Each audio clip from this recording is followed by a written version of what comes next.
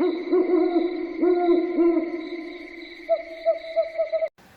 bro, Assalamualaikum warahmatullahi wabarakatuh. Ketemu lagi dengan saya Royjal Pradana Cakra Jiwa. Saat ini saya bersama sahabat saya ya, dengan Bang Gondrong. Jadi kita akan bertanya-tanya masalah orang-orang yang terkena penyakit yang di luar akal sehat manusia. Mungkin kita panggil aja langsung Bang Gondrong. Ya Bang? Sehat Bang? Alhamdulillah sehat. Amin. Tadi temanya apa nih? Kan kita akan membahas hari ini orang-orang yang kena penyakit yang di luar akal manusia nih. Oh, non medis. Iya, non medis. Ini juga ada yang nonton juga nih depan-depan kita nih. Ya nanti mereka kan kalau mau bertanya silahkan bertanya gitu Bang kan. Boleh. Biar kita jelaskan. Ini yang mau ditanya apa nih? Contoh.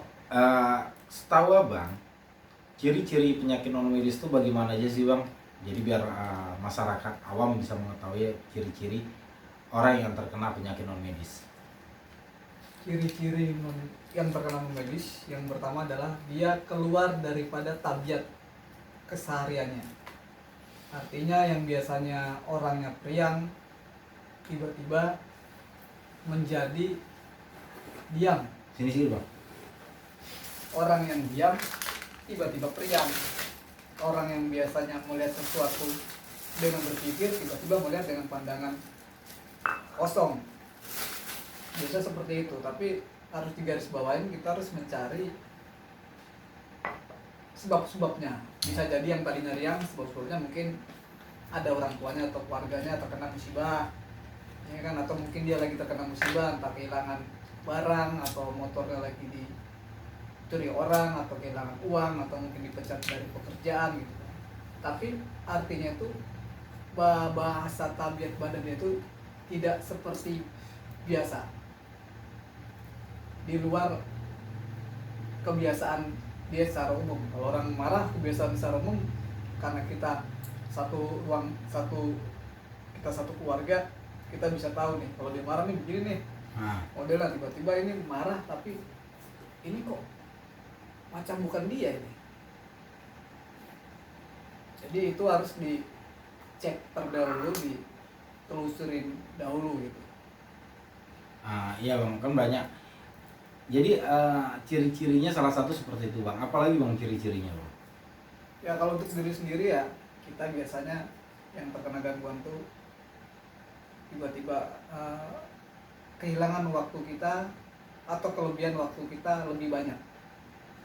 Kelebihan dan kehilangan ini saya bahas. Contoh orang yang biasa nggak tidur 8 jam, tidur 4 jam, tiba-tiba dia kehilangan waktu istirahat dia. Tiba-tiba yang tadinya biasa tidur normal jam 12 sudah tidur, tiba-tiba gua kok susah tidur ya, saya ngalamin susah tidur ini, kok bisa tidur jam 2, jam 3, ada apa ya? Terus pikiran kita gelisah tanpa ada kegiatan lain. Kalau kegiatan lain mungkin dia di kantor ada kerjaan tambahan, atau mungkin ada kegiatan-kegiatan yang mengharuskan dia waktunya panjang, itu nggak masalah. Tapi kalau udah di luar kebiasaan, sementara waktunya itu dia yang biasa tuh jam 12 tiba-tiba tidur jam 3 tanpa ada masalah gitu kan, itu bisa salah satunya bisa jadi indikasi terkena gangguan non medis ya. Indikasi non medis itu harus dia harus bisa melihat kondisi badan dia, apakah saya perlu bertanya kepada orang yang ahlinya, ya kan, atau perlu ke dokter medis juga boleh, ke psikiater, mungkin dia mengidap stres yang secara tiba-tiba, ya itu perlu dia lebih paham kondisi diri dia perlu bertanya tentang hal itu. Nah, soalnya gini Bang, kan banyak nih orang yang kena stres, yang stres dan orang yang terkena gangguan non medis. Itu ciri-cirinya bagaimana Bang? yang bisa kita lihat, manusia, orang awam ini ya bisa melihat, oh ini dia memang stres nih karena kehilangan hartanya. Oh ini stresnya kena ada gangguan medis atau apa, itu bagaimana bang ciri-cirinya? Ya kalau yang stres karena medis itu asbabnya kelihatan, sebabnya kelihatan, sebabnya kelihatan. Ya, misalnya orang stres tiba-tiba linglung, kita nggak usah kita kadang bertanya itu mas itu kenapa linglung? Kadang keluarga ngasih tahu, oh iya dia baru dipecat dari pekerjaannya, Nah, itu kelihatan. Tapi kalau yang non medis itu penyebabnya mah nggak kelihatan. Ini perasaannya orang kerja ulang baik-baik, nggak ada masalah di kerjaan, nggak ada masalah. Tiba-tiba nih orang kok pandangan matanya kosong, kok susah tidur malam. Ini perasaan nggak begini. Dicek kesadarannya, pakai narkoba nggak? Ya kan, makan teratur. Nah itu harus segera gitu. Apalagi dia ngerasain, kadang-kadang badan dia ini ngerasain, gue kok sholat ngerasa badan gue panas ya, ibadah gue asal ke sesuatu kok ngerasa badan gue ada merinding ya. Ini ada gesek-gesekan dengan sesuatu yang kita bilang non medis, dan itu memang wajib diyakinin bagi semua yang beragama bahwasanya alam sebelah itu memang ada. Kecuali kita nggak punya agama, udah nggak usah dipercaya gitu. nah kan gini bang, banyak orang ya, orang sekarang ya menyangka atau mengira, mana ada sih ilmu-ilmu yang seperti itu lagi, seperti santet, teluh, tenun gitu kan, mana ada lagi gitu. Nah itu menurut abang bagaimana itu? Ya ilmu itu akan tetap ada sampai dengan hari kiamat. Ini saya garis bawahi, Nah. sampai dengan hari kiamat ilmu itu ada. Kalau misalnya orang yang menyangka itu mah tidak ada, bangsa begitu tidak ada. Nah, Dia punya banyak waktu. Dia punya banyak waktu, hari Sabtu untuk hari Minggu dia libur, dia bisa datangin ke kuburan, coba tidur di kuburan. Jangan coba tidur di kuburan sekali dia bilang nggak ada, terus ini nggak ada. Cobalah berkali-kali. Dia coba di tempat yang dikata angker, dia coba tidur di situ, coba. Terus dia mengatakan lagi kan ke depan, ini bukan kerjaan. Kalau bukan kerjaan jangan ngomong sebelum dia mengalaminya. nah Gitu kan, banyak sekarang tuh kan dia nggak ngakuin yang seperti itu, tapi dia nggak mau mencoba untuk mencari pengalamannya.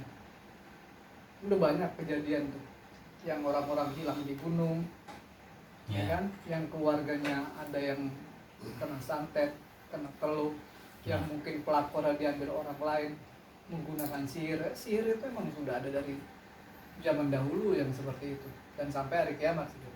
Kalau dia nggak percaya lagi, ya ini dipertanyakan cuma satu, imannya dipertanyakan, keyakinan dia, karena hal-hal ini di luar kendali kita. Kita bisa mengendalikan sehat kita dengan makan yang cukup, tapi pada saat penyakit datang kita nggak bisa menolaknya untuk datang. Itu berarti di luar akal kita. Jadi kita ini hidup ini untuk mencegah, preventif aja sebenarnya. Makan untuk mencegah dari sakit, kerja untuk mencegah kita kekurangan uang. Tapi bisa jadi kekurangan itu hal-hal yang tidak kita inginkan, dan itu terjadi di luar logika kita sebenarnya.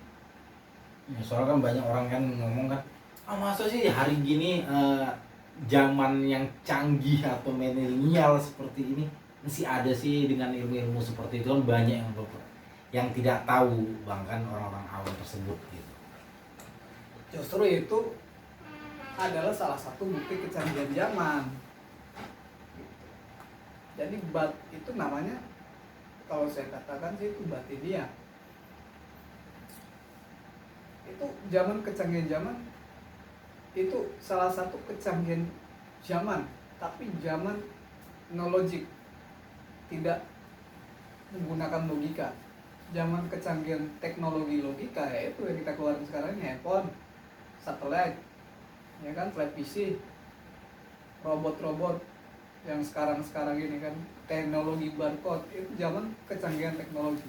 Teknologi pikir, teknologi alam memikir atau batinnya atau non logikal, itu kita jumpain pada kasus-kasus sihir, kasus-kasus teluh, kasus-kasus untuk pengasihan, kasus-kasus buka aura. Itu teknologi-teknologi yang tidak bisa dirasionalkan secara gamblang. Mungkin Kide ini ada mau bertanya apa? Saya mau nanya nih, Ah. Bang. Kalau seseorang misalnya yang sering sholat, sering baca Quran, masih kena nggak tuh guna-guna itu? Santet, ya kan, teluh, masih kena nggak sih? Itu banyak tuh kalangan orang. Cakep nih Kide nih Iya. pertanyaannya nih, cakep. Coba jelasin dulu. Cakep. Ada juga sih yang katanya kalau mempan gue mah kayak gitu, gue udah sering sholat, baca Quran. Sekarang kalau gitu Cakep. orang yang masih sering sholat, sering ibadah, dia terkena begitu, apakah kemungkinan bisa kan jawabannya? Iya gitu. Sangat bisa, Ya. saya bilang sangat bisa. Tapi itu perlu digarisbawahin, apakah itu benar-benar musibah atau ujian. Kalau dalam agama cuma dua doang, musibah atau ujian. Jadi nggak bisa menggaransikan kita bahwasanya sholat ibadah akan terbebas dari semua. Itu cuma tindakan preventif. Sama seperti kalau halnya kita mau sehat, kita disuruh makan 4 sehat 5 sempurna, tapi nggak bisa menggaransikan kita bahwasanya dengan makan itu kita akan sehat selamanya. Itu berarti tidak menggaransikan itu, cuman anjurannya agama seperti itu. Semua agama anjurannya begitu ya. Jadi kalau dibilang kepada saya akan mengatakan tidak garansi. Ente mau sholat, mau jengkang-jengking, mau wirid untuk selamat dari itu, tidak garansi. Yang menggaransikan itu adalah kuat, bahwasanya kita lebih kuat dari itu, baru garansi kita selamat.